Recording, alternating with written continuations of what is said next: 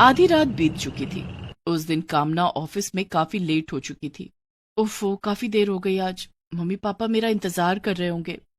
कामना ने अपनी गाड़ी निकाली और घर की ओर जाने लगी। कामना बहुत जल्दी में थी।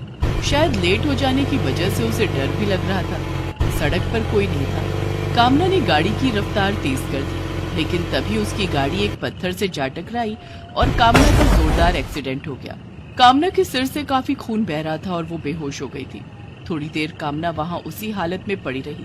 तभी उधर से नीरज अपनी साइकिल से गुजर रहा था। अरे, यहाँ तो किसी का एक्सीडेंट हो गया है। नीरज ने पास जाकर देखा तो ये लड़की यहाँ सुनसान रात में इस हालत में। अरे, इसका तो काफी खून बह गया है। अगर जल्दी इसे अस्पताल नहीं ले गया तो इसकी जान को खतरा भी हो सकता है। लेकिन इसे अस्पताल ले कैसे जाऊँ? मेरे पास तो एक साइकिल है।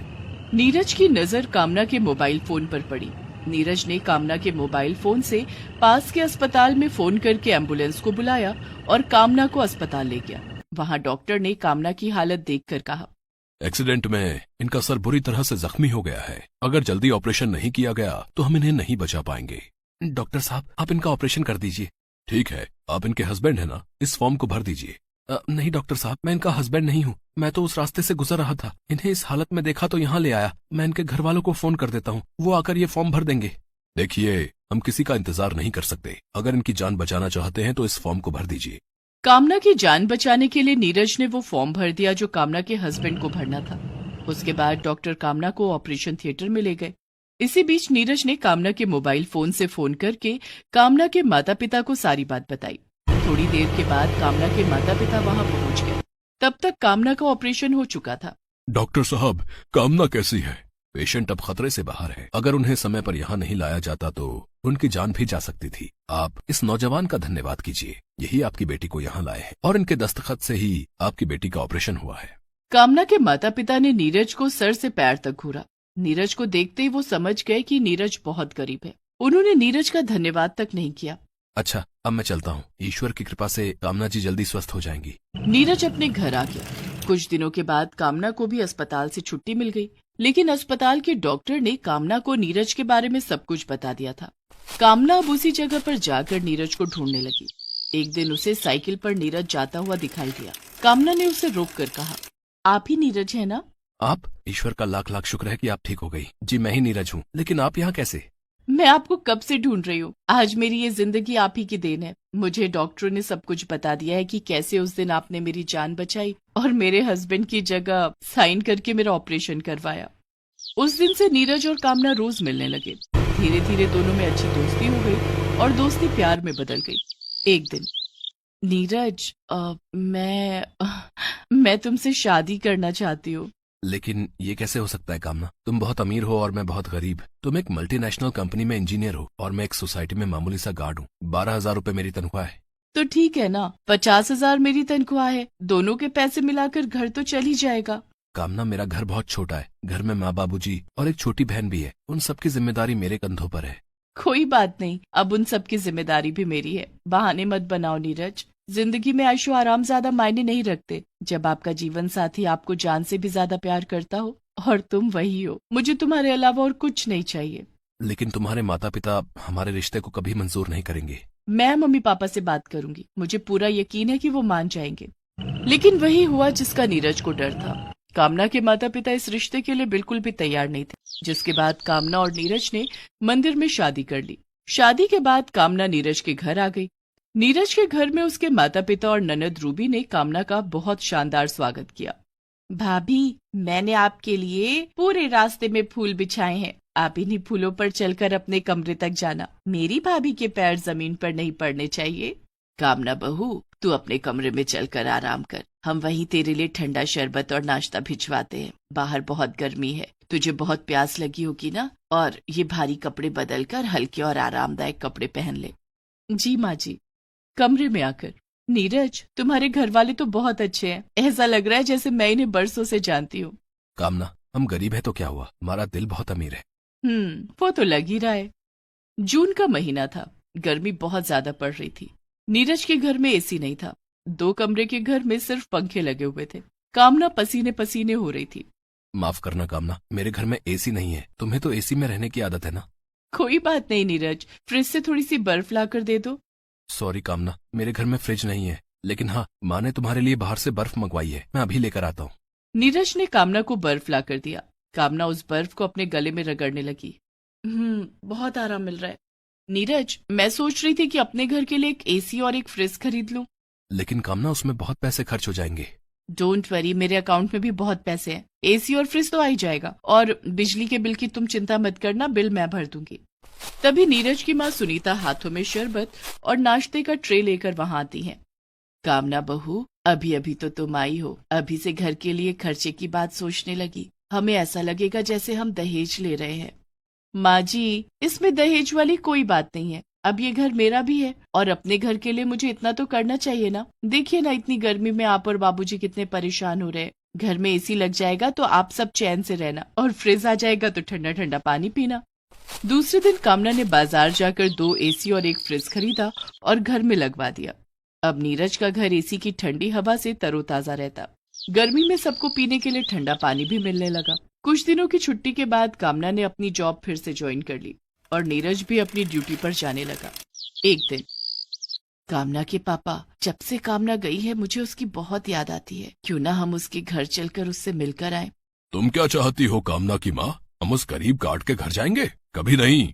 कामना के पापा, अब हमारी बेटी उस घर में है, हमें वहाँ जाकर देखना चाहिए कि वो लोग उसे कैसे रख रहे हैं। ठीक है, तुम कहती हो तो चलो चलते हैं। उस दिन शाम को जब कामना ऑफिस से घर आई तो उसके घर के सामने एक बड़ी सी गाड़ी आकर रुकी। कामना ने खिड़की से देखा कि उसके माता पिता उसके घर आए थे। कामना के सास ससुर ने कामना के माता पिता को बड़े सम्मान के साथ घर में बिठाया। उफ, बाहर कितनी गर्मी है। थैंक गॉड तुम्हारे घर में एसी है। कामना बेटी, एक गार्ड के घर में एसी? कहीं ये एसी तुमने तो नहीं लगवाया? नहीं माँ, ये एसी तो नीरज ने लगवाया है। लेकिन नीरज के पास इतने पैसे कहाँ? पिताजी, नीरज हर महीने अपनी सैलरी से एसी की किश्त भरते हैं। आप ये सब छोड़िए। तभी नीरज की बहन रूबी हाथों में ठंडे शरबत का ट्रे लेकर आई। ओह, तो घर में फ्रिज भी है। हमने तो सोचा हमारी बेटी ने घड़े का पानी पीना शुरू कर दिया होगा। आपने सही सोचा है माँ, हम सब अब फ्रिज की जगह घड़े का पानी ही पीना शुरू करेंगे। घड़े का पानी स्वास्थ्य के लिए लाभदायक होता है और उससे गला भी खराब नहीं होता है। बस कामना, अपने ससुराल की गरीबी छिपाने की झूठी कोशिश मत करो। हमें सब पता है कि ये लोग तुम्हारे लायक नहीं हैं। अब भी कुछ नहीं बिगड़ा है बेटी, नीरज को तलाक दे दो। हम तुम्हारी शादी बहुत ही अच्छे खानदान में करवा देंगे। तुम्हें पैसों की कोई दिक्कत नहीं होगी।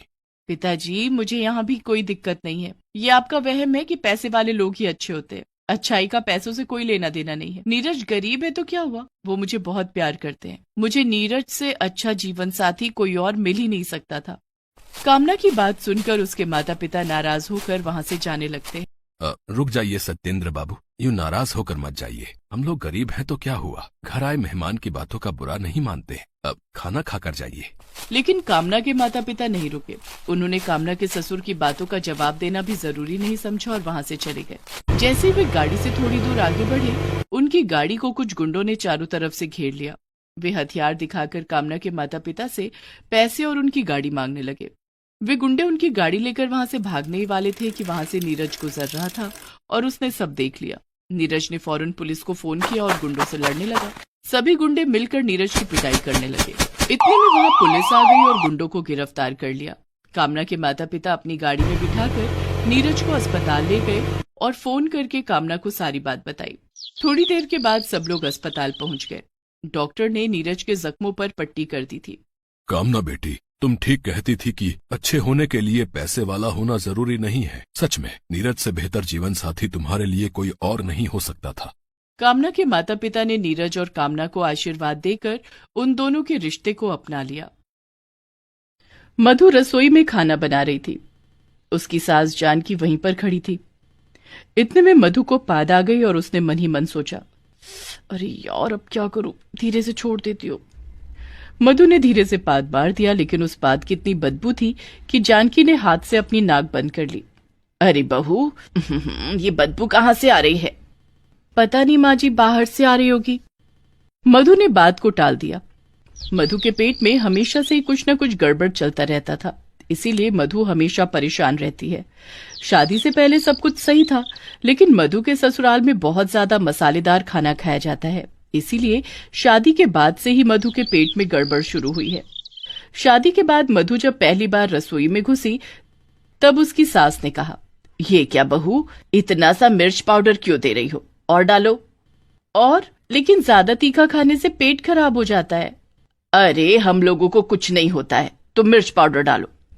मधु ने बहुत ज्यादा मिर्च पाउडर डाल दिया, लेकिन खाते समय उसके ससुर ने कहा, अरे ये खाने में टेस्ट नहीं आ रहा है, तीखापन थोड़ा कम है। मधु के पति रमेश ने कहा, मधु और ज्यादा मिर्च डाला करो, हम तीखा खाते हैं। लेकिन मधु को तीखा खाने की आदत नहीं थी, इसीलिए कुछ ही दिनों में वो बीमार पड़ गई। उसके पेट में गैस होने लगा। उसने रमेश से कहा, सुनो जी, मुझे इतना तीखा खाने की आदत नहीं है, मेरे पेट में गैस हो रही है, चलो ना डॉक्टर के पास चलते हैं। अरे ऐसी छोटी छोटी बातों पर डॉक्टर के पास कौन जाता है? हाँ, कुछ दिन तीखा खाओ, आदत पड़ जाएगा। रमेश ने मधु की बात को टाल दिया। मधु ने किसी से और कुछ नहीं कहा और आज रसोई में उसकी बात निकल गई और जान की बदबू सह नहीं पाई। जानकी वहां से भाग गई। रात को खाना खाने के बाद मधु रमेश के पास सो गई और नींद में 2-3 आग मार ली। रमेश नींद से उठ गया। अरे मधु, बदबू से मेरा सर चकराने लगा है, ये सब क्या कर रही हो तुम? मैंने तो पहले ही कहा था कि मुझे डॉक्टर के पास ले चलो, पर तुमने नहीं सुना। डॉक्टर के पास जाकर फालतू पैसे खर्च करने की कोई जरूरत नहीं है। कल से और ज्यादा तीखा खाना खाओ, सब कुछ ठीक हो जाएगा। मधु तीखा खाने लगी और इतने में गर्मी बहुत ज्यादा बढ़ गई और रमेश उसी दिन 2 किलो चिकन ले आया। आज बड़ा बिरयानी खाने का मन कर रहा है। मधु, अच्छे से बिरयानी बनाना। हाँ, और तीखी मिर्च डालना मत भूलना। इतनी तीखी मिर्च डालना कि बिरयानी लाल रंग की बने, तभी तो बिरयानी खाने में मजा आएगा। मधु चुपचाप वैसी ही बिरयानी बनाने लग गई।